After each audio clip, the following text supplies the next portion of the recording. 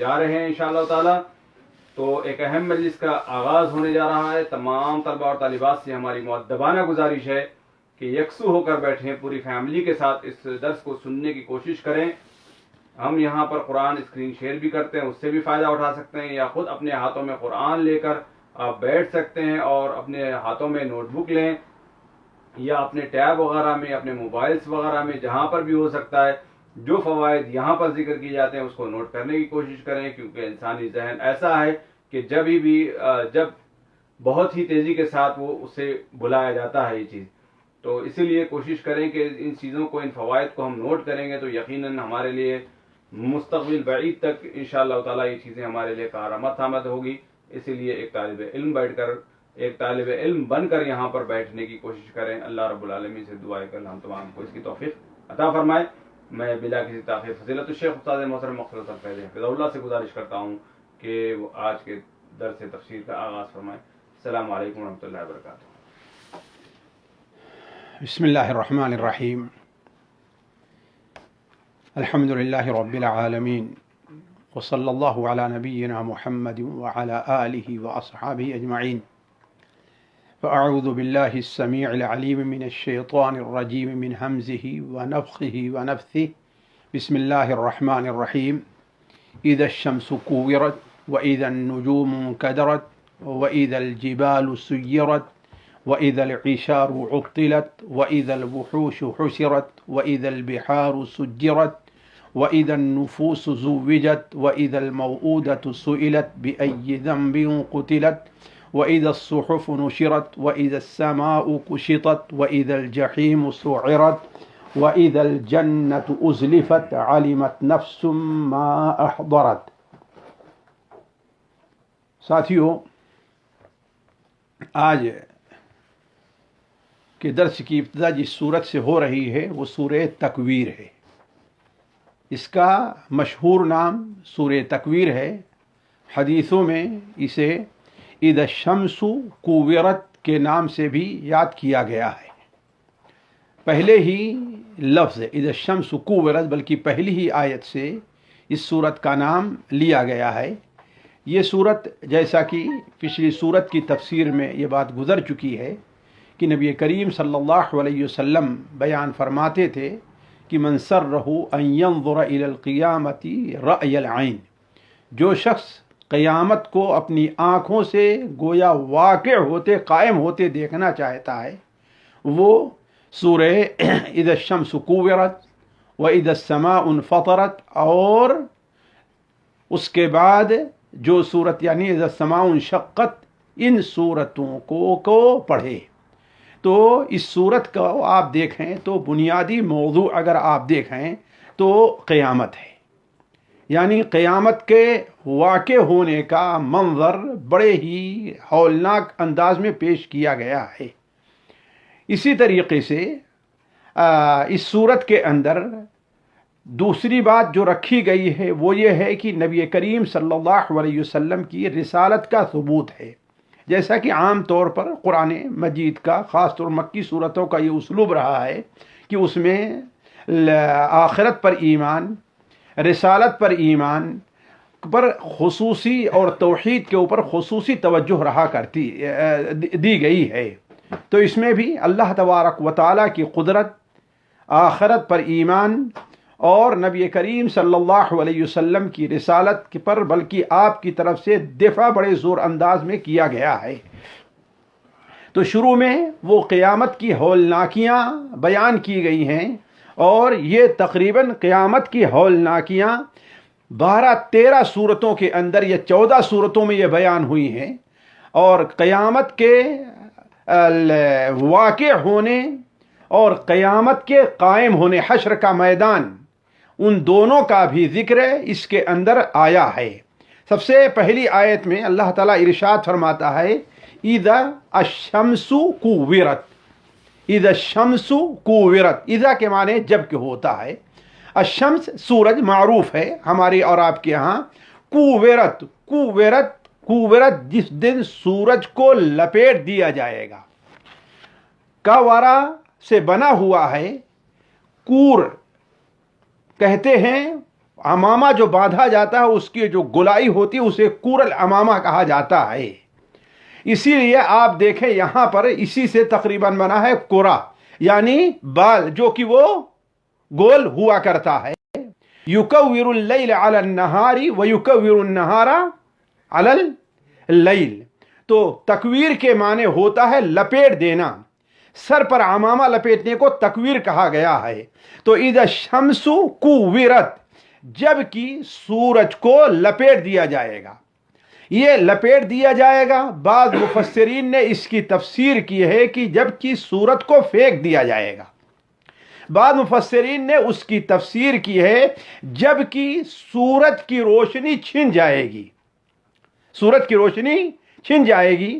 اور یہ بات میں کئی بار اس سے پہلے بھی کہہ چکا ہوں کہ قرآن مجید کے اندر کا یہ ایک معجزہ ہے کہ اگر اس لفظ کے کئی معنی ہوا کرتے ہیں اور ہر معنی مان لینے میں ایک دوسرے کے ساتھ کوئی تعارض نہیں ہے تو وہ سارے معنی ہی مراد ہوتے ہیں. جیسے یہاں پر ہے مثال کے طور پر تکویر کا معنی بعض مفسرین نے لپیٹنا کیا، بعض مفسرین نے رما بھی کہا، جیسا کہ تفسیر ابن کثیر طرف رجوع کیے تو معلوم ہوگا. بعض مفسرین نے اظلمت کہا، بعض مفسرین نے کہا کہ اس کی روشنی چلی جائے گی. تو اس کا مطلب یہ ہے کہ جب قیامت قائم ہوگی تو اولاً اس کی روشنی بالکل جاتی رہے گی. دوسرا ثانیاً اللہ تبارک و تعالی حشر کے میدان میں اسے لپیٹ دے گا، جیسا کہ صحیح بخاری میں ہے ابو ہریرہ رضی اللہ تعالیٰ عنہ کی روایت ہے الشمس والقمر مکوران یوم القیامہ، قیامت کے دن سورج اور چاند لپٹے ہوں گے. جیسا کہ قرآن مجید میں اللہ تبارک و تعالی نے اس کا ذکر فرمایا اور دوسری جگہوں پر بھی اس کا ذکر آیا ہوا ہے. اسی طریقے سے اسے لپیٹ دیا جائے گا، پھر اس کے بعد اسے جہنم کے اندر پھینک دیا جائے گا، اسے جہنم میں، جیسا کہ صحیح بخاری کے علاوہ دیگر کتب حدیث میں، جیسا کہ امام طحاوی رحمہ اللہ کی کتاب شرح مشکل الآثار کے اندر ہے، علامہ البانی الصحیحہ میں نقل کو صحیح قرار دیتے ہیں کہ سورج اور چاند کو لپیٹ کر کے قرا یعنی گیٹ کی شکل دے کر کے اسے جہنم کے اندر ڈال دیا جائے گا، تاکہ جہنمی وہ لوگ جو اس کی پوجا کرتے تھے انہیں اس سے اب عبرت حاصل ہونے کا نہیں مانا ہے، بلکہ انہیں اس سلسلے میں اور بھی افسوس ہو کہ ہم جس کی عبادت کرتے تھے وہ بھی ہماری طرح جہنم میں آ کر کے پڑے ہوئے ہیں. جیسا کہ اللہ تعالیٰ فرماتا ہے انکم وما تعبدون من دون اللہ حسب جہنم، تم اور اللہ کو چھوڑ کر کے جن کی تم عبادت کیا کرتے ہو جہنم کے ایندھن بنے گے. ہاں البتہ یہ ہے کہ جو لوگ نیک رہے ہوں گے اور اپنی پرستش کے اوپر راضی نہیں تھے، ان کی وفات کے بعد وہ لوگ ان کی عبادت کرنے کے عیسیٰ علیہ السلام اور نیک اور صالحین لوگ ہیں، تو اولئک عنہا مبعدون، انہیں اس سے دور رکھا جائے گا. وعلی کل حال اذا الشمس کوورت. ساتھیوں میں ہمیشہ اس بات کی طرف اشارہ کرتا ہوں کہ یہ قرآن پڑھنے اور قرآن کی تفسیر پڑھنے کے ساتھ ساتھ جو ہمارا موضوع ہونا چاہیے، ہمارا اصل جو مقصد ہونا چاہیے کہ ہم اس سے عبرت حاصل کریں. اللہ تبارک و تعالی نے اسی لیے اسے نازل فرمایا. ذرا سوچیں کہ جب اللہ تبارک و تعالی اس سورج کو جس طریقے سے پیدا کیا ہے، یہ سورج آج کس قدر روشنی پھیلا رہا، روزانہ ہم اس کو دیکھتے ہیں. بلکہ آج کل سردیوں کے موسم میں تو ہم اس کے نکلنے کا انتظار کرتے رہتے ہیں. خاص طور پر وہ لوگ جو بڑے شہروں سے باہر رہا کرتے ہیں، ان کی زندگی گھر کے اندر کم اور کام کاج کے لیے گھر سے باہر زیادہ ہوا کرتی ہے. وہ تو سورج کا انتظار کس بے صبری کے ساتھ کرتے ہیں، سورج نکلنے کا انتظار. اگر ایک دن 2 دن بادل نہ آ جائے تو ان کے لیے گویا کی بہت ہی مشکلات کا سامنا کرنا پڑتا ہے، ان کا سارا کاروبار رک جایا کرتا ہے. تو وہ دیکھیں کہ آج اگر اللہ تبارک و تعالی 1 دن 2 دن کے لیے اس سورج کی روشنی کو ہم سے چھین لے رہا ہے تو اس وقت کیا حشر ہوگا جس دن اللہ تبارک و تعالی ہمیشہ کے لیے اس سورج کی روشنی کو چھین لے گا.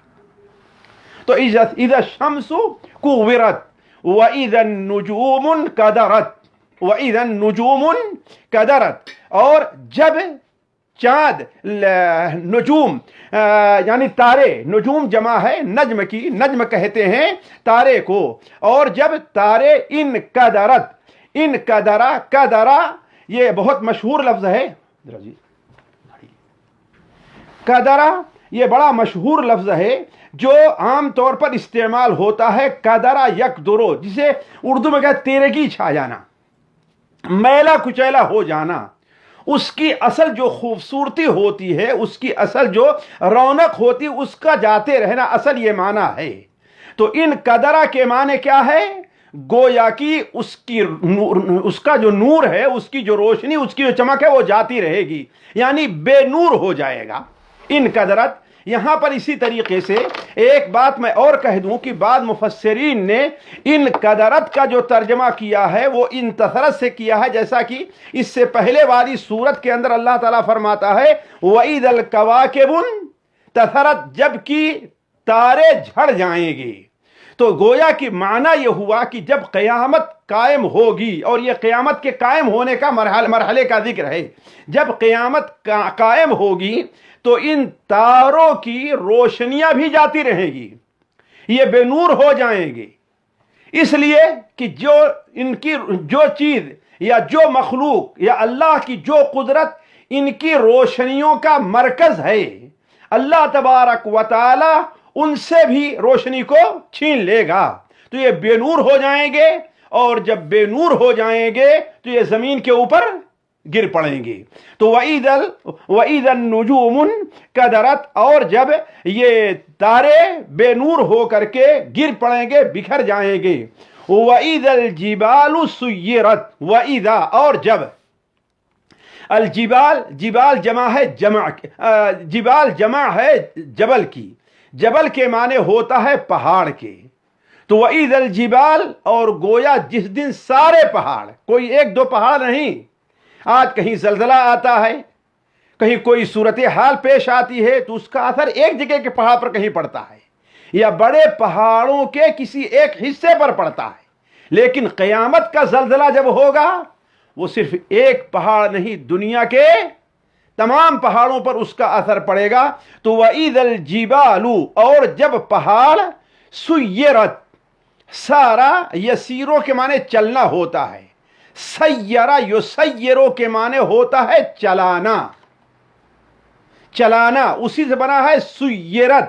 اور جب پہاڑوں کو چلا دیا جائے گا، پہاڑ چلنے لگیں گے. سبحان اللہ، اللہ تبارک و تعالی کی قدرت دیکھیے کہ یہ پہاڑ جو زمین کے میخ بنے ہوئے ہیں، ساری دنیا کے لوگ مل کر کے اسے دھکا دیں تو وہ اپنی جگہ سے نہیں ہٹتا ہے.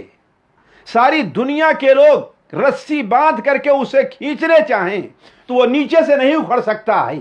لیکن اللہ تبارک و تعالی نے جسے میخ بنایا ہے، جب قیامت کا زلزلہ آئے گا تو ان پہاڑوں کی یہ کیفیت نہیں رہی، بلکہ یہ پہاڑ دیگر مخلوقات کے ساتھ چلنا شروع ہو جائے گے. قرآن مجید کے اندر اللہ تبارک و تعالی نے پہاڑوں کی قیامت کے ہولناکی کے موقع پر قیامت کی پہاڑوں کی مختلف کیفیات کا ذکر کیا ہے. جیسے مثال کے طور پر اللہ تبارک و تعالی فدکتا دکتا واحدہ وحملت الارض والجبال فدکتا دکتا واحدہ. علماء کہتے ہیں یہ پہلی چیز ہوگی جو پیش آئے گی. وحملت الارض والجبال، زمین کو اور پہاڑ کو اٹھایا جائے گا. اور یہ اٹھانا کیسے ہوگا؟ جب سور پھونکنے والا فرشتہ سور پھونکے گا تو اس آواز کی کڑک سے، اس آواز کی تیزی سے، اس آواز کی حیت سے زمین کانپ جائے گی. اور صرف کانپ نہیں جائے گی بلکہ اوپر ایسے اٹھے گی. تو وحملت الارض والجبال فدکتا دکتا واحدہ، کوٹ دیا جائے گا ایک ہی بار کوٹ دینے کے طریقے سے. تو پہلی کیفیت صورت کی یہ پیدا ہوگی کہ انہیں کوٹ دیا جائے گا، اور جب انہیں کوٹ دیا جائے گا تو وہ روئی کے گالوں کے طریقے سے نرم ہو جائیں گے. سبحان اللہ. یعنی ان کا یہ سختی پن، ان کے یہ کڑا پن باقی نہیں رہ جائے گا، بلکہ کالعہن المنفوش، دھنی ہوئی روئی کے طریقے سے ہو جائیں گے.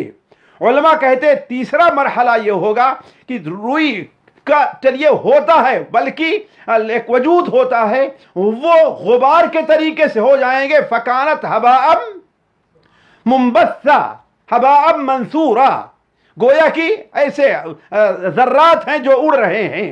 چوتھی کیفیت یہ آئے گی کہ اللہ تبارک و تعالی ان کو، جب یہ کیفیت ہو گئی، کوڑ دیے گئے، روئی کے گالوں کے طریقے سے ہو گئے، ریت کے ذرات طریقے سے ہو گئے، تو وہ کیا ہوگا؟ اللہ تبارک و تعالی انہیں فینسف ربی نصفا، جیسا کہ سورہ طٰہٰ کے اندر ہے. اور جب یہ کیفیت ہوگی تو اس کے بعد ان کی آخری کیفیت کیا ہوگی کہ یہ سراب ہو جائیں گے، جیسا کہ ابھی اس کے 2 صورتوں کے بعد آنے والی صورت سورہ النبا کے اندر اللہ تعالی وسیرت الجبال فکانت سرابا. سراب یعنی کوئی حقیقی چیز نہیں رہتی. ذرا سوچیں، یہ پہاڑ جو آج اس کا قوی اتنا وجود ہے، ایک وقت آئے گا قیامت کی ہولناکی ایسی ہوگی، سور پھونکنے کا اثر اتنا ہوگا کہ یہ پہاڑ گویا کہ کوئی چیز نہیں رہ جائے گا. پہلے کوٹا گیا، وہ روئی کے گالوں کے طریقے سے بنے، ریت کے ذرات کے طریقے سے بنے، اڑنے لگے، یہاں تک کہ صورتحال پیدا ہو جائے گی وہ کوئی چیز سراب، یعنی سراب اگرچہ دور سے کوئی پانی دکھائی دیتا ہے لیکن جب قریب پہنچے تو کوئی چیز نہیں رہا کرتی. تو علی کل حال اللہ تعالیٰ فرماتا ہے وَإِذَا الْجِبَالُ سُيِّرَتْ، اور جب پہاڑوں کو چلا دیا جائے گا، پہاڑ چلنے لگیں گے. اس کے بعد اللہ تعالیٰ فرماتا ہے وَإِذَا الْعِشَارُ عُطِّلَتْ. عشار 10 سے بنا ہے، 10. عموماً اونٹ یہ ہے کہ مادہ جو اونٹنی ہوا کرتی ہے وہ گابھن اور حاملہ 10 مہینے تک رہتی ہے، اور 10 مہینے کے بعد وہ بچہ جنتی ہے. تو عشار اس اونٹنی کو کہتے ہیں جو اونٹنی بالکل بچہ جننے کے قریب ہو. اور آپ لوگ اچھی طریقے سے جانتے ہیں کہ اونٹنی عرب کے نزدیک سب سے محبوب مال مانا جاتا تھا. اونٹ کی اتنی اہمیت نہیں تھی جتنا اونٹنی کی اہمیت تھی. کیوں؟ اس لیے اونٹ کو آپ صرف کس کام میں لے سکتے ہیں؟ سواری کے. لیکن اونٹنی دودھ بھی دیتی تھی، بچے بھی دیتی تھی، اور اس کے اوپر سواری بھی کی جا سکتی تھی.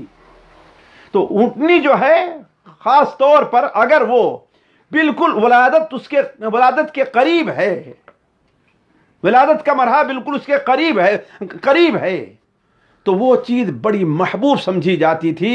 لیکن صورتحال یہ ہوگی، گھبراہٹ کا عالم یہ ہوگا، پریشانی کا عالم یہ ہوگا کہ وَإِذَا الْعِشَارُ عُطِّلَتْ، اور جب 10 ماہ کی گابھن یا حاملہ اونٹنی عطلت کے معنی کیا ہے؟ اسے بیکار چھوڑ دیا جائے گا. عطل یعطل کے معنی ہوتا ہے عاطل، بیکار کر دینا. خصوصاً ان جانوروں کو جو جانور ایسے چھوڑ دیے جائیں اور ان کا کوئی چرواہا نہ رہ جائے، ان کا کوئی چرواہا نہ ہو. تو وَإِذَا الْعِشَارُ عُطِّلَتْ، گویا کی پریشانی کا ایسا مرحلہ ہوگا کہ لوگ جہاں اپنی محبوب ترین چیز کی بھی پرواہ نہیں کریں گے. وَإِذَا الْوُحُوشُ حُشِرَتْ، یہ دیکھیے سارے مرحلے تقریباً 12 یا 13 یا 14 مرحلے اللہ تعالیٰ قیامت کے واقع ہونے اور حشر کے میدان میں حاضری کے یہ تمام مراحل اللہ تعالیٰ بیان فرما جو قیامت کے ہولناکیوں میں سے ہے. اس کے بعد 5ویں چیز ہے وَإِذَا الْوُحُوشُ حُشِرَتْ. وَإِذَا الْوُحُوشُ حُشِرَتْ، وحوش جمع ہے وحش کی. وحش کہتے ہیں عموماً ان جانوروں کو جو انسانوں سے مانوس نہیں رہتے، جنگلی جانور. وحشی جانور ہمارے ہاں اردو کا عام لفظ ہے وحشی، یعنی ایک پالتو جانور ہوتے ہیں اور دوسرے کیا ہوتے ہیں؟ وحشی ہوتے ہیں. تو پالتو جانور کی بات نہیں ہے، وہ تو انسان کے ساتھ رہتے ہیں، اکٹھا ہوتے ہیں، انسانوں کے قریب رہتے ہیں. لیکن یہاں مراد کیا ہے؟ وحشی جانور. بلکہ علماء کہتے ہیں اسے تمام ہی جانور مراد ہیں. وَإِذَا الْوُحُوشُ حُشِرَتْ، اور جس دن جنگلی جانوروں کو یا جانوروں کو حشرا حشر یحشر کے معنی ہوتا ہے جمع کرنا، اکٹھا کرنا. اسی لیے قیامت کا دن کیا ہے؟ حشر ہے، یوم الحشر کہلاتا ہے. اس لیے کہ اس دن سارے کے سارے لوگ وہاں پر جمع کیے جائیں گے. محشر جمع ہونے کی جگہ.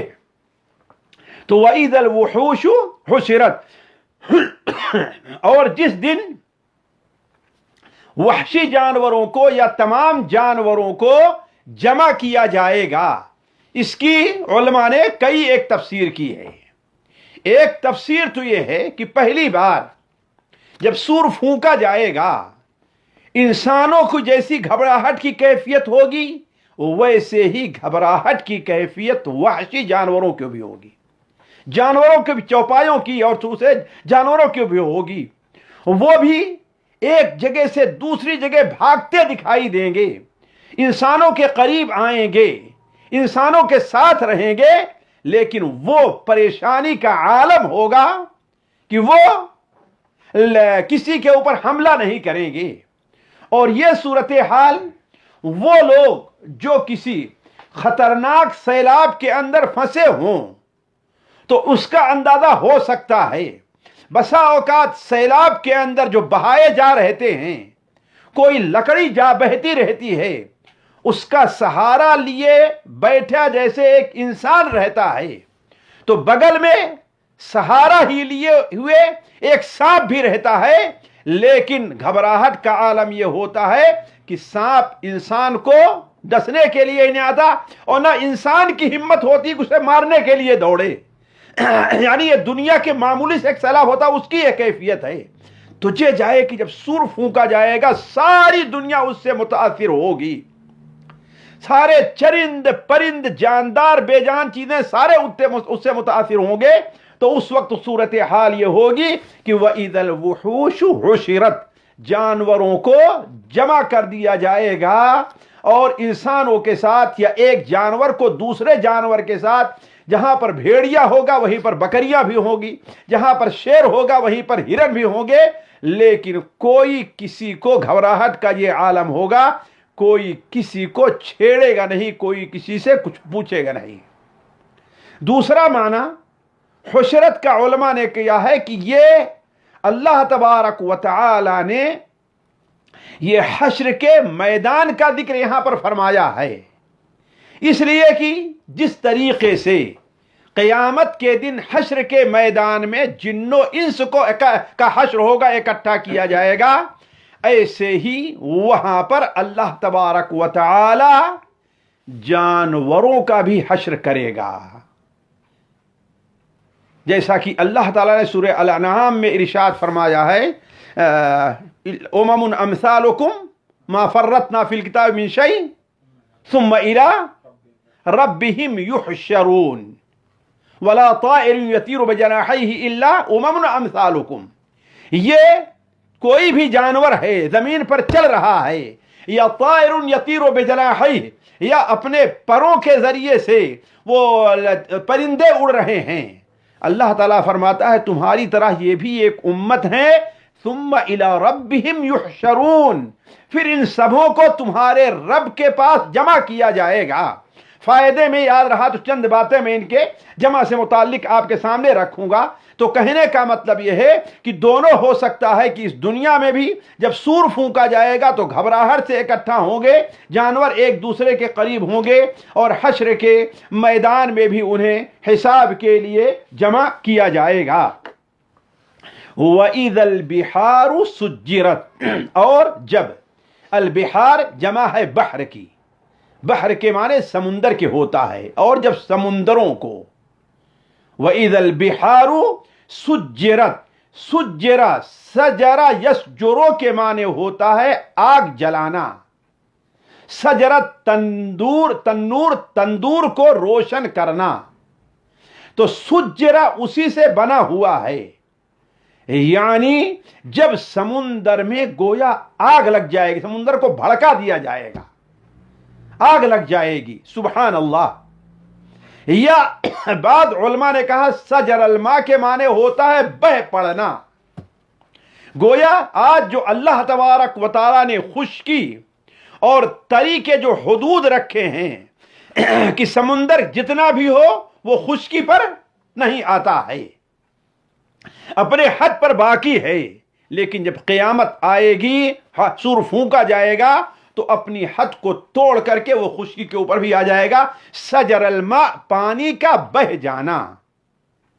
تو یہ دونوں صورتیں ساتھیوں ہوگی، اس میں آگ بھی لگا دی جائے گی اور سمندر ابل پڑے گا، خشکی کے اوپر وہ بہ پڑے گا اور بالکل پانی کا پانی ہو جائے گا، چاروں طرف پانی دکھائی دے گا، اور جب پورا پانی آ جائے گا تو اللہ تبارک و تعالی کی قدرت سے، چاہے بعض فطری چیزیں ہو، جیسے آج بہت سے پہاڑ ہیں ان کے پیچھے لاوا، کبھی کبھار لاوا پھوٹ بھی پڑتا ہے پہاڑوں سے، اس کی وجہ سے آگ لگ جائے، یا یہ کہ جیسا کہ علماء سائنس کہا کرتے ہیں پانی عموماً دو چیزوں سے بنا ہوا ہے، دو قسم کی گیس سے، ہائیڈروجن اور آکسیجن سے۔ سبحان اللہ، اللہ تبارک و تعالیٰ کی قدرت یہ کہیے، اللہ تعالیٰ کی یہ قدرت کہیے کہ انہی دونوں سے پانی بنتا ہے، اور یہی دونوں جو ہیں، یہی دونوں پانی کے آگ کے بجھانے کا بھی کام کرتے ہیں، لیکن ایک وقت آئے گا کہ اللہ تبارک و تعالی ان سے ملی جلی کیفیت جو پانی کی ہے اس کو چھین کر کے اللہ تبارک و تعالی اس میں آگ کو لگا دے گا۔ تو یہ دونوں صورتیں ہوگی، پانی بہہ بھی پڑے گا اور پانی کے اندر آگ بھی لگ جائے گی، واللہ عالم۔ تو وَإِذَا الْبِحَارُ سُجِّرَتْ وَإِذَا النُّفُوسُ زُوِّجَتْ، نفوس جمع ہے نفس کی، نفس کے معنی ایک تو جان کے بھی ہوتا ہے، نفس منفوسہ جیسا کہ حدیث کے اندر آیا ہوا ہے، اور نفس کے معنی وہ جسم جس میں جان ہے وہ بھی ہوتا ہے، دونوں چیزیں مراد ہوتی ہیں، اور دونوں معنی یہاں پر مفسرین نے مراد لیا ہے، اور دونوں معنی مراد ہو سکتے ہیں۔ مثال کے طور پر پہلا معنی وَإِذَا النُّفُوسُ زُوِّجَتْ، گویا کہ اب تک جو مرحلہ تھا وہ قیامت کے واقع ہونے کا مرحلہ تھا، پہلی بار سور پھونکنے کا جو مرحلہ آتا ہے، اور اب جو ہے دوسری بار سور پھونکنے کا مرحلہ آ رہا ہے، فَإِذَا نُفِخَ فِيهِ أُخْرَى ثُمَّ نُفِخَ فِيهِ أُخْرَى فَإِذَا هُمْ قِيَامٌ يَنظُرُونَ، جب دوسری بار سور پھونکا جائے گا تو کیا ہوگا؟ وہ دیکھتے ہوئے کھڑے ہو جائیں گے، تو اس وقت کا مرحلہ کا ذکر اب یہاں سے شروع ہو رہا ہے۔ تو وَإِذَا النُّفُوسُ زُوِّجَتْ، اور جب نفوس کو ملا دیا جائے گا، زوج کو زوج، بیوی یا شوہر سے ایک دونوں کو ایک گویا کہ اللہ تعالیٰ کا کلمہ کے ذریعے ان کو دونوں کو ملا دیا جاتا ہے کہ ہاں میاں اور بیوی ہیں۔ زوج کے معنی قسم اور صنف کے مماثل کے بھی ہوا کرتا ہے۔ ازواج اصناف کے معنی میں قرآن مجید میں کئی جگہ آیا ہے، ازواج منہم زہرۃ الحیات الدنیا، ازواج یعنی اصناف منہم کئی قسم کی ہیں۔ تو وَإِذَا النُّفُوسُ زُوِّجَتْ، اور جس دن جانوں کو ان کے جسموں کے ساتھ ملا دیا جائے گا، اس لیے کہ جب دوسری بار سور پھونکا جائے گا تو یہ جسم جو بن کر تیار ہو جائے گا اس میں روح دوڑ جائے گی۔ ایک معنی تو یہ ہو سکتا ہے، دوسرا معنی یہ ہے کہ جس دن نفسوں کو یعنی انسانوں کو زوجت ملا دیا جائے گا ایک دوسرے کے ساتھ، اور یہ بہت ہی باعث عبرت چیز ساتھیوں ہمارے اور آپ کے لیے ہے۔ انسان اس دنیا میں فیصلہ کر سکتا ہے کہ قیامت میں ایک انسان کو، ایک جسم کو اور روح کو دوسرے کے ساتھ ملایا جائے گا تو اس کی کیا کیفیت ہوگی؟ علماء کہتے ہیں کہ وہاں پر نیکوں کا گروہ ایک ہوگا اور بروں کا گروہ الگ رہے گا، کافروں کا الگ گروہ ہوگا، مومنوں کا گروہ الگ ہوگا، نماز کا خصوصی اہتمام کرنے والوں کا گروہ الگ ہوگا، روزے کا اہتمام کرنے والوں کا گروہ الگ ہوگا۔ یومئذ یصدر الناس اشتاتا، اشتاتا، لوگوں کو آئیں گے، جمع ہوں گے، لیکن کیسے؟ وہاں سے حشر کے میدان سے انہیں اس طرف ادھر لے جایا جائے گا، صدرہ یعنی لے کے جایا جائے گا، اشتاتا، گروپ گروپ میں۔ تو وہاں پر ہر ایک گروپ کو اس کے ساتھ ملا دیا جائے گا۔ جو نیکوں کا گروپ ہوگا وہ الگ ہوگا، جو بروں کا گروہ ہوگا وہ الگ ہوگا، کافروں کا، زانیوں کا الگ ہوگا، شرابیوں بدبختوں کا الگ ہوگا، چوری کرنے والے، ڈاکہ ڈالنے والوں کا الگ ہوگا۔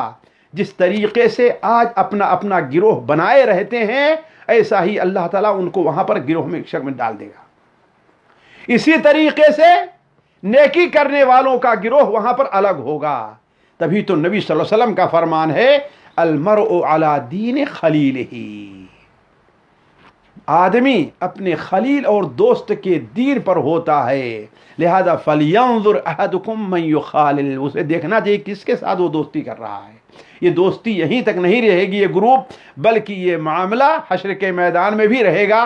البتہ فرق یہ رہے گا کہ متقی جو لوگ ہوں گے وہ ایک دوسرے کی مدد کے لیے وہاں پر تیار ہوں گے، اور فاسقوں اور فاجروں کا جو گروپ ہوگا وہ ایک دوسرے سے دست و گریبان ہوں گے کہ تمہاری وجہ سے ہم نے یہ گناہ کام کیا ہے، تم نے ہمیں اس کام پر ابھارا تھا، تمہیں ہمیں لے کر کے آئے تھے۔ تو کہنے کا مطلب ہے کہ وَإِذَا النُّفُوسُ زُوِّجَتْ کا دو معنی ہے، اور دونوں معنی یہاں پر مراد ہو سکتے ہیں۔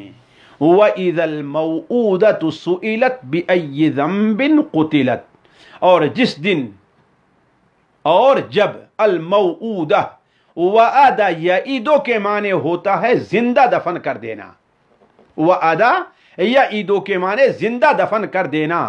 تو موعودہ وہ بچی جسے زندہ دفن کر دیا جائے۔ آپ جانتے ہیں کہ عرب کے بہت سے قبائل، سارے قبائل نہیں، قریش میں یہ چیز نہیں تھی، عرب کے بہت سے قبائل اپنے بچیوں کو زندہ دفن کر دیتے تھے، جیسا کہ قرآن مجید میں اللہ تبارک و تعالیٰ نے اس کی طرف ایک سے زائد جگہ اشارہ نہیں بلکہ صراحت کے ساتھ اس کا ذکر کیا ہے، اور کفار کی، کافروں کی، مکہ کے لوگوں کی اس بدعت کو اور اس بدعملی کا ذکر خصوصی طور پر فرمایا ہے۔ تو وَإِذَا الْمَوْءُودَةُ، بسا اوقات پیدا ہونے کے فوراً بعد ہی دفن کر دیتے تھے، حتیٰ کہ بعد روایات اس سلسلے میں جو آئی ہیں وہ یہ ہے کہ جب پیدائش کا وقت ہوتا تھا تو وہاں پر جو قابلہ کہتے ہیں اس عورت کو، جسے دایا ہمارے ہاں کہتے ہیں، وہ وہیں پر ایک گڈھا کھودے رہتی تھی۔ اگر بچی پیدا ہوتی تھی تو باہر کرنے بجائے اسے وہیں پر دفن کر دیتی تھی، گرا دیتی تھی، اور اگر بچہ ہوتا تھا تو اس گڑھے کو پاٹ کر کے اس کی پرورش کیا کرتے تھے۔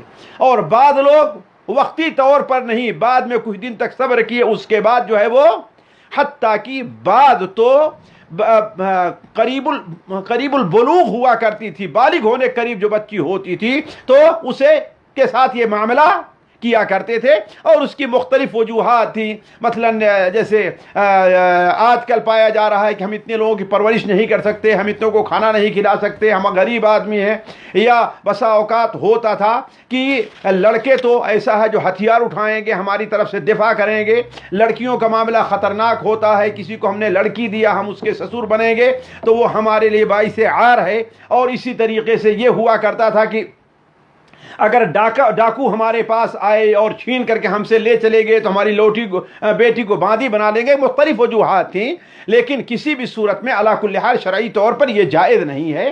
تو وَإِذَا الْمَوْعُودَةُ یہی چیز ہے، وَإِذَا الْمَوْعُودَةُ سُئِلَتْ، اور جب موعودہ سے یعنی زندہ درگور کی ہوئی لڑکی سے سوال کیا جائے گا۔ بعض علماء نے کہا ہے کہ سألت، وہ سوال کرے گی، پوچھے گی کہ اے رب مجھے کیوں زندہ دفن کیا گیا ہے، پوچھئے جس نے دفن کیا ہو۔ لیکن زیادہ واضح جو قراءت ہے وہی ہے کہ وَإِذَا الْمَوْعُودَةُ، اور جب زندہ درگور کی ہوئی لڑکی سے سوال کیا جائے گا، اس سے پوچھا جائے گا، کیا پوچھا جائے گا؟ بِأَيِّ ذَنبٍ قُتِلَتْ، بِأَيِّ ذَنبٍ قُتِلَتْ، بِأَيِّ، ای مانے کس، کون، ذنب گناہ، اور قتلت وہ قتل کی گئی، کس گناہ کے عوض وہ ماری گئی ہے، قتل کی گئی ہے۔ یعنی اللہ تبارک و تعالی اس سے سوال کرے گا کہ آخر تجھے کیوں قتل کیا گیا، اور یہ سوال جو ہوگا یہ نہیں کہ ہاں اس بچی کو پریشان کرنا ہے۔ عام طور پر آپ جانیں، مدرسوں کے اندر بھی دیکھ لے، دوسرے میں اگر کسی بچے کو کوئی لڑکا زیادہ مارتا ہے تو اگر استاد بڑے غصے میں ہے تو پوچھتا ہے کہ بتاؤ کیوں مارا ہے تم کو انہوں نے، حالانکہ اس سے پوچھنا مقصد نہیں ہوتا، اپنے غصے کا اظہار ہوتا ہے اور دوسرے کے اوپر اپنے غصے کے نافذ کرنے کا موقع رہا کرتا ہے۔ تو اسی طریقے سے اللہ تبارک و تعالی سوال کرے گا۔ بعض علماء نے یہاں پر ایک نقطہ رکھا ہے کہ تمام گناہوں کو چھوڑ کر کے صرف اسی گناہ کے بارے میں اللہ تعالیٰ نے کیوں فرمایا کہ وَإِذَا الْمَوْعُودَةُ سُئِلَتْ، کیوں فرمایا اللہ تعالیٰ نے؟ کہا اس لیے کہ کوئی آدمی قتل کیا جائے تو کم سے کم اس کے خاندان کا کوئی شخص تو ہوتا ہے جو اس کے بارے میں لوگوں سے پوچھے، لوگوں کے سامنے ذکر کرے، چاہے اگر مجبور بھی ہے، مغلوب بھی ہے، پھر بھی اپنی مجلسوں میں افسوس کے ساتھ اس کا ذکر کرتا ہے۔ لیکن یہ بیٹی تو ہے کہ خود اس کے ماں اور باپ نے اسے درگور کیا ہے، دنیا میں اس کے بارے میں کوئی پوچھنے والا نہیں۔ تو اللہ تبارک و تعالی خود قیامت کے دن اس کی طرف سے جو ہے سوالی بنے گا، پوچھنے والا بنے گا کہ بتاؤ تجھے کیوں قتل کیا گیا ہے۔ تو وَإِذَا الْمَوْعُودَةُ سُئِلَتْ بِأَيِّ ذَنبٍ قُتِلَتْ وَإِذَا الصُّحُفُ نُشِرَتْ، اور جب صحف جمع ہے صحیفہ کی، صحیفہ آپ جانتے ہیں وہ اوراق جس میں کوئی چیز لکھی ہوئی ہوتی ہے، عام طور پر درج ہوتی ہے، اس کی جمع ہے صحائف اور صحف۔ ان هذا لفی الصحف الاولى صحف ابراہیم و موسیٰ، تو صحف اس کی جمع ہے صحیفہ کی، تو صحیفہ کی جمع صحف اور صحائف آتی ہے نشرت۔ نشرہ، نشرہ ینشرو کے معنی ہوتا ہے پھیلانا، کوئی لپٹی چوہی چیز جو ہو اسے کیا ہے، کھول دینا، اسے کھول دینا۔ اسی لیے نشر کہ لف و نشر ہمارے یہاں بہت مشہور ہے، لف یعنی لپیٹنا اور نشر یعنی اسے کھول دینا۔ تو وَإِذَا الصُّحُفُ نُشِرَتْ، کیوں؟ اس لیے کہ موت کے بعد یہ ہر انسان کا صحیفہ اور نامہ اعمال لپیٹ کر کے رکھ دیا گیا ہے، پھر قیامت کے دن اللہ تبارک و تعالی ہر شخص کو اس کا نامہ اعمال کھلی شکل میں دے گا، اپنے پائے گا، ہر آدمی اپنا نامہ عمل کھلا ہوا پائے گا کہ جو یہ دیکھو پڑھنا ہے پڑھ لو۔ کل انسان الزمناہ طائرہ ونخرج له یوم القیامت کتابا یلقاہ منشورا، یعنی اس کی جو کتاب ہوگی اسے کھلی ہوئی پائے گا۔ تو وَإِذَا الصُّحُفُ نُشِرَتْ، اور جس دن انسان کا نامہ اعمال اس کے سامنے کھول کر کے رکھ دیا جائے گا، یہ نامہ اعمال کے تقسیم کے وقت بھی ہو سکتا ہے، اور یہ اللہ تبارک و تعالی جب سوال کرے گا، حساب لے گا، تو اس وقت فرشتے اس کے سامنے کھول کر کے رکھ دیں گے، دونوں کیفیت ہو سکتی ہے۔ تو وَإِذَا الصُّحُفُ نُشِرَتْ، اور جس وقت صحیفوں کو پھیلا دیا جائے گا، نامہ اعمال کو کھول کر کے لوگوں کو پکڑا دیا جائے گا کہ یہ تمہارا نامہ اعمال ہے، جو کچھ تم نے دنیا میں کیا ہے، تم بھول گئے ہو لیکن ہمارے فرشتے لکھنے میں بھولے نہیں اور کوتاہی نہیں کیے، جیسا کہ پچھلی صورت میں آیا ہے ان علیہم لحافظین کرامن کاتبین یعلمون ما تفعلون۔ تو وَإِذَا الصُّحُفُ نُشِرَتْ وَإِذَا السَّمَاءُ كُشِطَتْ، اور جب آسمان کو ادھیر دیا جائے گا. کشتا، کشتا یکشتو کے معنی ہوتا ہے چمڑی ادھیر دینا. دوسرے الفاظ میں کہہ سکتے ہیں، بعض مفسرین نے کیا ہے جبکہ آسمان کو زائل کر دیا جائے گا، یا آسمان ہے اس پر گویا کی ایک قسم کی چمڑی ہے. جس طریقے سے انسان کے جسم کے اوپر یہ جو چمڑا ہے اسے ہٹا دیا جائے تو اس کی ہڈیاں ظاہر ہو جاتی ہیں، ایسے ہی آسمان کے گویا کی ایک پردہ ہے، جب اس کو ہٹا دیا جائے تو ساری چیز ظاہر ہو جائے گی. تو یہ بھی ہو سکتا ہے اور یہ بھی ہو سکتا ہے کہ حشر کے میدان میں آسمان نہیں ہوگا، ہر چیز کھلی دکھائی دے گی. تو وَإِذَا السَّمَاءُ كُشِطَتْ، اور جب آسمان کو کشطت اسے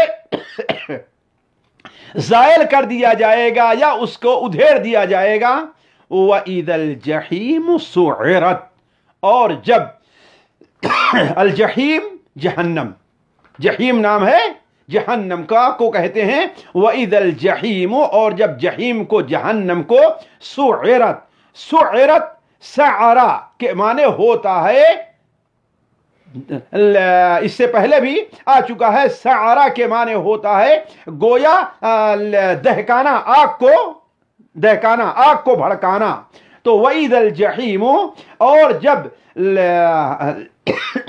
جہنم کو بھڑکا دیا جائے گا، یعنی دھونک دیا جائے گا اس کے آگ کو، اور اس میں آگ کو بالکل اور ہوا دے دی جائے گی. یہ اس وقت کا مرحلہ ہے جب کہ حشر کے میدان میں لوگ ہوں گے اور وہاں پر جنت اور جہنم کو لا کر کے پیش کیا جائے گا.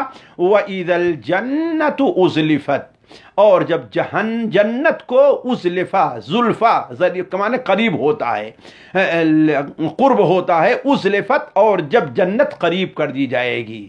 کیوں؟ للمتقین غیر بعید، متقیوں کے قریب کر دی جائے گی تاکہ جہنمیوں کو حسرت زیادہ ہو اور جنتیوں کو مزید خوشی ہو کہ اب ہمارے غم اور پریشانی کے دن کا خاتمہ ہونے والا ہے، اور جہنمیوں کو جہنم دیکھ کر کے یہ ہو کہ دنیا میں ہم جو نعمتوں میں تھے اور آرام کرتے رہے ہیں، نماز کے لیے ہم سے نہیں اٹھا جاتا تھا، روزہ ہم سے نہیں رکھا جاتا تھا، دین کی جو باتیں ہیں عمل کرنے میں اس پر مشقتیں ہیں وہ نہیں ہوتا تھا، تو آج ہماری مشقتوں کے اندر مزید اضافہ ہوگا. تو وَإِذَا الْجَحِيمُ سُعِّرَتْ وَإِذَا الْجَنَّةُ أُزْلِفَتْ، یہ پورا مرحلہ گویا کی تقریباً 12 مرحلے قیامت کے قائم ہونے سے لے کر کے حشر کے میدان جمع ہونے تک بیان کیے گئے ہیں. پھر اس وقت ہوگا کیا؟ اللہ تعالیٰ نے اسے ایک الفاظ بیان فرمایا، عَلِمَتْ نَفْسٌ مَا أَحْضَرَتْ. عَلِمت جان جائے گا، نفسن ہر جان، ہر انسان، عَلِمَتْ نَفْسٌ جان جائے گا ہر انسان، ما اس چیز کو، احضرت جو کچھ لے کر کے حاضر ہوا ہے، نیک اعمال لے کر کے حاضر ہوا ہے وہ اس کے سامنے آ جائے گا، برے اعمال لے کر کے حاضر ہوا ہے وہ اس کے سامنے آ جائے گا. اسی لیے ہم نے کہا کہ نبی کریم صلی اللہ علیہ وسلم کی یہ حدیث ہے کہ جو گویا قیامت کو قائم ہوتے ہوئے دیکھے. اب دیکھے کہ ادھر سے نامہ اعمال پھیلایا جا رہا ہے، ایک طرف جنت قریب کی جا رہی ہے، ایک طرف جہنم چگھاڑتی ہوئی کھڑی کی جا رہی ہے، اور وہیں پر سامنے رکھ دیا جائے گا کہ یہ تمہارا نامہ اعمال ہے، تم جنت طرف جانا چاہتے ہو جہنم طرف، کس طرف جانے کا تم نے عمل کیا ہے. تو وَإِذَا عَلِمَتْ نَفْسٌ مَا أَحْضَرَتْ، ہر نفس، ہر انسان یہ جان جائے گا ما احضرت، وہ لے کر کے کیا چیز حاضر ہوا ہے، کس قسم کا عمل لے کر کے آج وہ آیا ہے. آج کی مجلس کو یہیں پر روکتے ہیں، پھر انشاءاللہ باقی چیزیں جو ہیں وہ اگلی مجلس میں آپ کے سامنے رکھیں گے. تب تک اللہ تبارک و تعالیٰ سے دعا ہے کہ اللہ تعالیٰ ہمیں اور آپ کو ان آیات اور خصوصاً قرآن مجید سے ہمیں آپ کو عبرت حاصل کرنے، اس میں تدبر کرنے کی توفیق عطا فرمائے. والسلام علیکم ورحمۃ اللہ وبرکاتہ.